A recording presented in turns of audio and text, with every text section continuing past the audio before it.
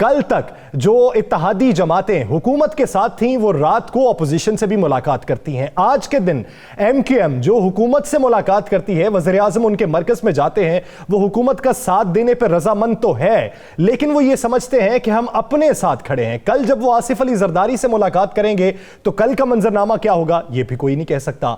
Opposition इत्तेहादियों से भी राबतों में है, अपोजिशन पाकिस्तान तहरीक इंसाफ के कारकुनों से भी राबते में है। डोरियां कहां से हिल रही हैं? कुछ लोगों की बातें यह हैं कि बैरूनी ताकतें मुलव्वस हैं, कुछ लोगों की बैरूनी मुल्क के अंदर दूसरों से मुलाकातें मुतवक्के हैं। तो तहरीक अदम एतमाद की जो सियासत चल रही है, इसमें वज़ीर आज़म इमरान खान ने, याद होगा आपको, कहा था कि अपोजिशन माइंड गेम कर रही है और मैं इस गेम का मास्टर माइंड हूं।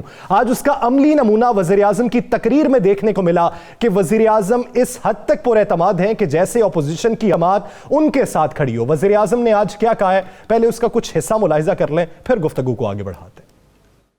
अदम एतमाद का इन्होंने असेंबली के अंदर हमारे खिलाफ दर्ज कर दिया। इन्होंने वो काम किया है जो मैं अल्लाह से दुआ मांग रहा था कि ये करें। इनकी जो सियासी मौत आई है, इन्होंने अदम एतमाद कर दिया।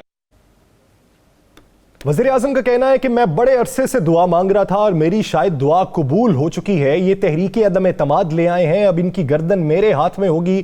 तहरीक अदम एतमाद नाकाम हो गई तो मेरी जंजीर खुल जाएगी और मेरा जो पहला निशाना होगा वो आसिफ अली जरदारी होगा। जबकि अपोजिशन ये कहती है कि जो कुछ आपने करना है वो इन्हीं दिनों में कर लें, बाद में आपको मौका नहीं मिलेगा। इसी सियासी मंजराम में बात करते हैं, राना साहब की तरफ बढ़ते हैं। राना साहब, तहरीक अदम एतमाद हर रोज बदलती सूरत हाल है, ये सूरत हाल कितने दिनों बदलती रहेगी?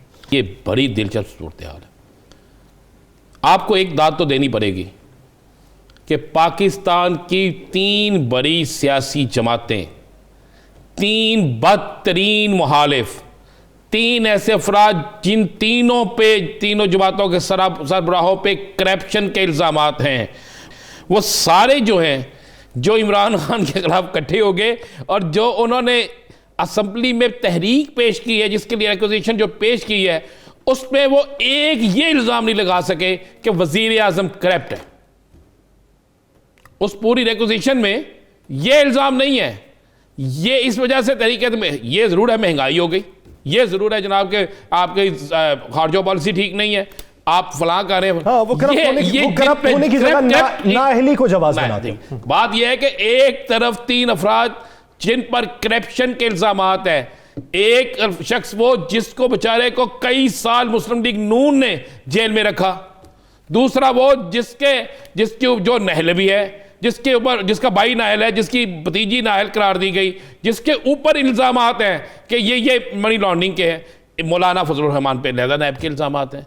अब 3 लोगों को इकट्ठा करके एक साफ में खड़े कर देना, और एक उनमें से खासकर वो जमात जो हमेशा एंटी अमेरिका, एंटी यूरोप बात करती थी, आज वो कह रहे हैं यूरोपीय यूनियन के साथ आपने ये रवैया क्यों रखा है।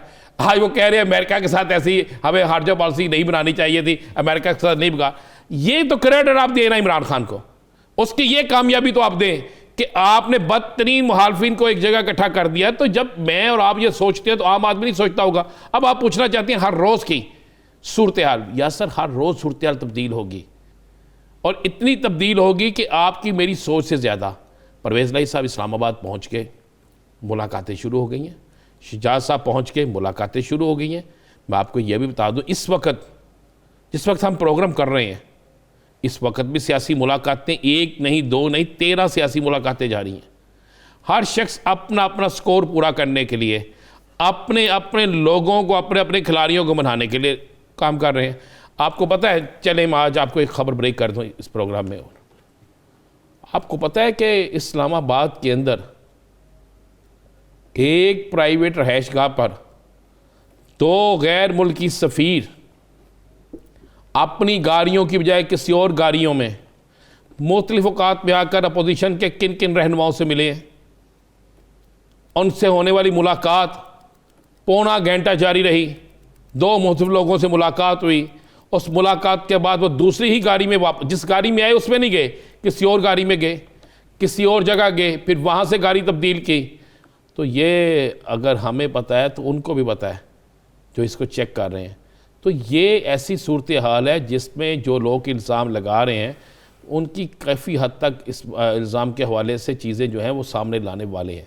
अब यासर मैं आपको बता दूं, MQM जो है वो बिल्कुल वाज़े तौर पे हुकूमत के साथ खड़ी होगी, मुस्लिम लीग काफ हुकूमत के साथ खड़ी होगी। मुस्लिम लीग काफ के बारे में जो कयास आराइयाँ की जा रही हैं, जो बातें की जा रही हैं, वो क्या है जो कल रात की मुलाकात के बारे में? देखें, सियासी लोग मुलाकातें करते हैं, मुस्लिम लीग काफ की सारी मुलाकातें जो हैं, सारे जो मामलात है, उसका नतीजा पंजाब निकलेगा। नहीं, वो मुलाकातें आप PTI की मजबूती के हवाले से देखते हैं या PMLQ की मुस्तकबिल की साख के हवाले से?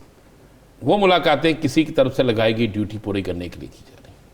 अच्छा, वो मुलाकातें बड़ी अहम मुलाकातें हैं, इन मुलाकातों को ज़रा इजी ना लीजिएगा, ये बड़ी अहम मुलाकातें हैं। ये मुलाकातें और पंजाब जब में भी तब्दीली- चौधरी बरादरान इस्लामाबाद में मुलाकातें शुरू करते हैं तो उसका फ़ायदा हुकूमत को पहुँचता है। आप ज़रा माजी उठा के देख लें ना।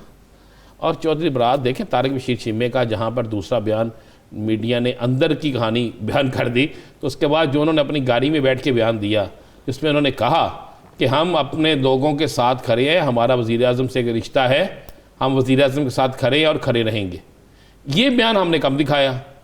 बाकी अंदर की कहानी जो पता नहीं हकीकत थी या नहीं थी, वो मीडिया ने उठा के बयान करनी शुरू कर दी।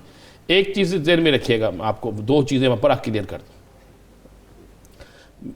एक मुलाकात इस वक्त बरतानिया में हो रही है,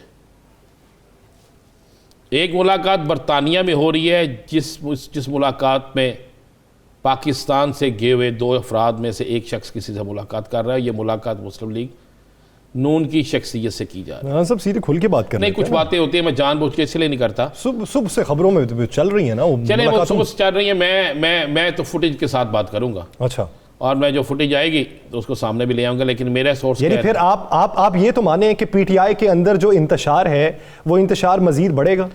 बिल्कुल इंतशार बढ़ेगा पंजाब के अंदर। अच्छा, पंजाब मैं फिर आपको कह रहा हूँ, ये नज़र आपको आ रहा है वफाक, ये मुझे जो नज़र आ रहा है ना, जो मेरे पास इंफॉर्मेशन है, वो माइनस बुजदार फार्मूला जो है वो काम कर जाएगा।